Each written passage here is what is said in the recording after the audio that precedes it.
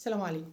وبعد النجاح الساحق والملفت للانتباه لمجموعة بلس 25 للعناية بالبشرة، مجموعة بلس 25 للعناية بالبشرة بتعلن عن منتج جديد هيغير منظورك لكل الغسولات اللي استخدمتيها لبشرتك قبل كده.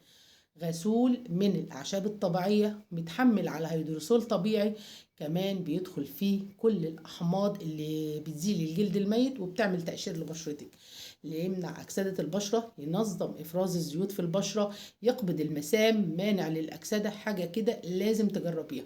تعالي أقولك بعض مكونات الغسول علشان وانت بتشتريه تبقى عارفة انت بتشتري ايه.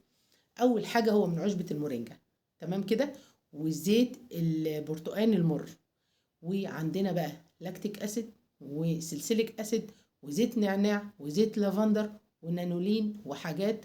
بصي يعني ده حاجة كده نبذة مختصرة عن الغسول اللي ممكن تشتريه. غسول حلو جدا جدا جدا، هيغير منظورك لكل الغسولات اللي استخدمتيها قبل كده. وجربي. تابعيني على قناة وصفة طبيعية وكريم من الصيدلية وقناة مع أماني منوعات وحاجات بنات، هتلاقي هناك حاجات حلوة قوي. يلا بينا.